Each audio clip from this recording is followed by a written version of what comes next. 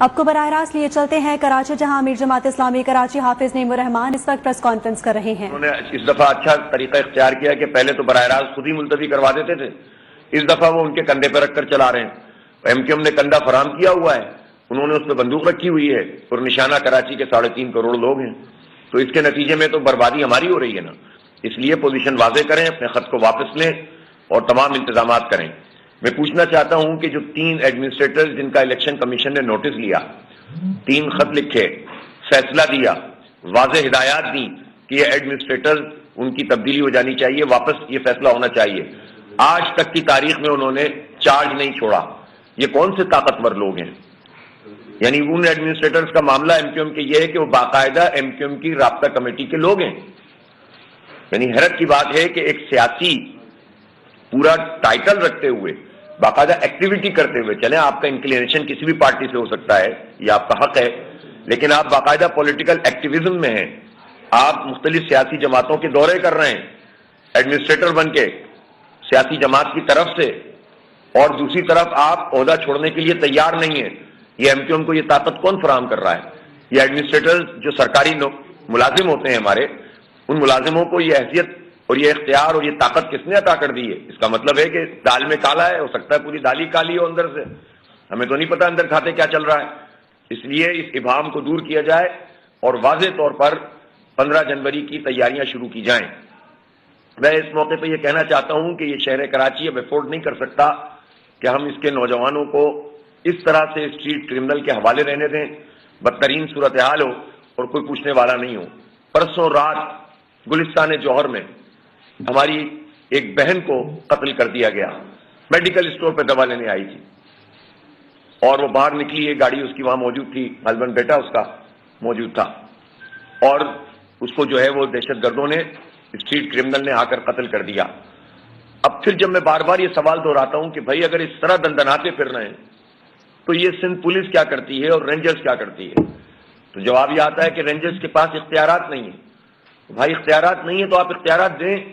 میں پھر مطالبہ کرتا ہوں کہ رینجرز کو اسٹریٹ کرائم سے روکنے کے اختیارات بھی ملنے چاہیے۔ ہم پولیس کے بھی اور رینجرز کے بھی ان جوانوں کی قدر کرتے ہیں جو ہمارے تحفظ کے لیے کھڑے ہوتے ہیں، لیکن جب ہمیں تحفظ نہیں ملتا تو بحیثیت ادارے کے ہمارا حق بنتا ہے کہ ہم ان اداروں سے اور ان کے ذمہ داران سے بھی سوال کریں اور حکومت سے بھی سوال کریں۔ یہ سب حکومت کا حصہ ہوتا ہے کہ وہ ہمارے جوانوں کی صحیح طریقے سے ڈپلائمنٹ کریں اور ہمارے تحفظ کو، ہماری ماؤں بہنوں کے، ہمارے بچوں کے تحفظ کو یقینی بنائیں۔ اگر اس میں کوئی قانون رکاوٹ ہے تو اس قانون کو بنایا جائے۔ ان کو 3 مہینے کے لیے جو جس طرح سے قانون میں موجود ہے اختیارات دیے جاتے ہیں، جس میں وہ پکڑتے بھی ہیں، ڈیٹین بھی کرتے ہیں، وہ اختیارات دیے جائیں اور اس کا ایک کوڈ آف کنڈکٹ بھی طے کر دیا جائے تاکہ رینجرز کے جوانوں کی طرف سے بھی کوئی زیادتی نہ ہونے پائے۔ لیکن اگر رینجرز کے پاس اختیارات نہیں ہوں گے تو اسی طرح سے پولیس تو ناکام ہو گئی ہے۔ پولیس میں تو جو کالی بھیڑیں ہیں وہ پولیس کا پورا سسٹم بھی تباہ کر رہے ہیں اور ان سب لوگوں کا تحفظ بھی کر رہے ہیں کہ جو قاتل ہیں 7 بار لوگ پکڑے جا رہے ہیں اور چھوڑ دیے جا رہے ہیں۔ ایسے سینکڑوں نہیں ہزاروں کی تعداد میں لوگ موجود ہیں، ریکارڈ تو نکال کر دیکھیے آپ۔ پروسیکیوشن نہیں ہو رہی۔ اب یہ کہہ کر سی ایم صاحب جان نہیں چھڑا سکتے کہ ہم کیا کریں، کوئی گواہی دینے نہیں آتا۔ کیوں نہیں آئیں گے لوگ گواہی دینے؟ آپ ماحول تو بنائیے۔ آپ پہلے تو ایک مقتول کو تحفظ نہیں دے رہے اور پھر اس کے بعد کیا آپ کے پاس گواہوں کو تحفظ دینے کا کوئی میکینزم موجود ہے؟ تو ایک جان چلی جائے اور پھر اسی گھر کا دوسرا آدمی گواہی دینے آئے تاکہ اس کی جان بھی خطرے میں آ جائے۔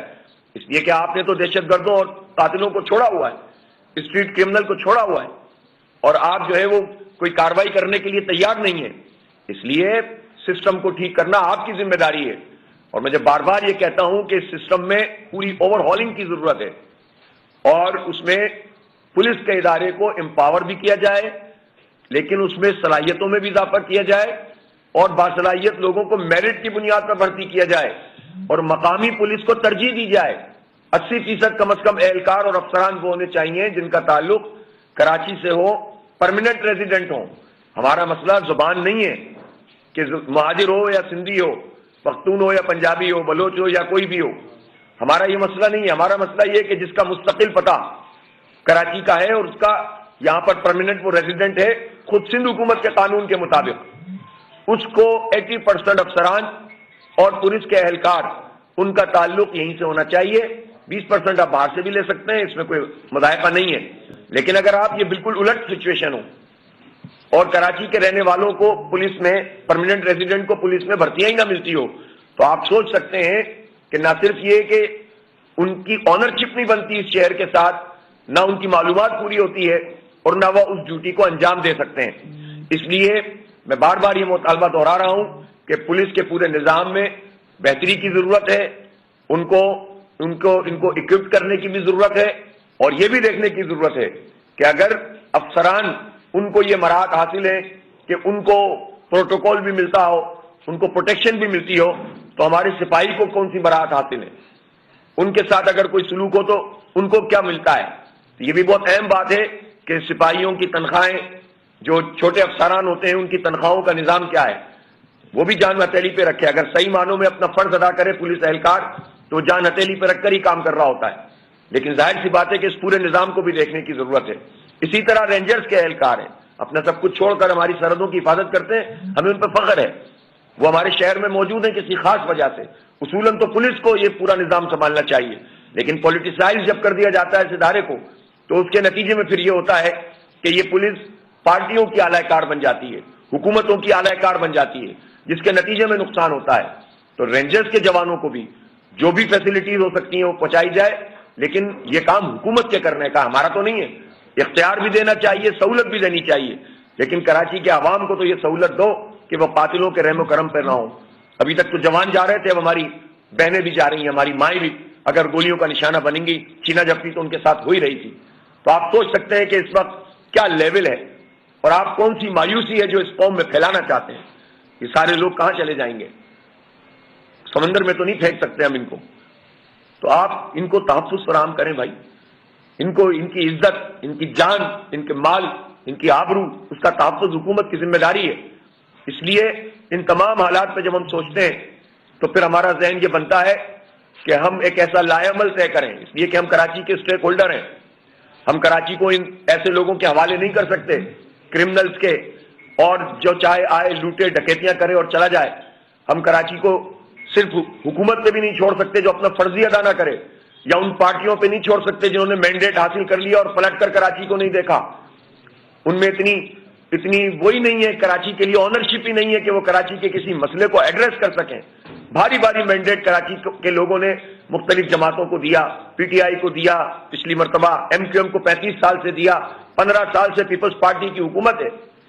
लेकिन आप मुझे बताएं कि इन लोगों ने क्या दिया, पूछा भी नहीं है, इनके मसलों को एड्रेस भी नहीं किया। तो हम सिर्फ इस बुनियाद पे तो नहीं छोड़ सकते। जब हम पब्लिक में इंटरेक्ट कर रहे हैं, लोग हमें रिस्पांस दे रहे हैं, लोगों ने एक उम्मीद जमात इस्लामी को समझा है, लोग बल्दियाती इदारों में जमात इस्लामी को वोट देना चाहते हैं, तो हम सिर्फ इस बुनियाद पर नहीं रुक सकते कि हम वोट का इंतजार करें। बल्दियाती इलेक्शन होगा, इंशाअल्लाह उसका भी नतीजा लोगों को पता चल जाएगा, लोगों का रुझान। लेकिन हम उसके अलावा भी, मैं ऐलान कराची इंशाअल्लाह कल करूंगा, यहाँ बागे जिना में एक बहुत बड़ा ये जलसायाम होगा और ये सबका जलसा है। हर पार्टी के कारकुनों से मैं कहता हूं कि वो आ सकते हैं, हमारे दरवाजे खुले हुए हैं। हर पार्टी के सपोर्टर से कहता हूं, ये कराची का एक ऐसा यूनिक जलसा होगा जिसमें हम कराची का लाएअमल तय करेंगे। वो भी तय करेंगे कि अगर जमात इस्लामी का मेयर इंशाअल्लाह मुंतखब होगा तो हम क्या क्या करेंगे, और ये भी बताएंगे कि समाजी सतह पर क्या करेंगे, एजुकेशन में क्या करेंगे, अपने तहफ्फुज़ के लिए क्या करेंगे। क्या इसी तरह तमाशा देखते रहें और जवान और बहनें हमारी मरती रहें, या हमें मोहल्लों की सतह पर कोई मैकेनिज्म बनाने की जरूरत है।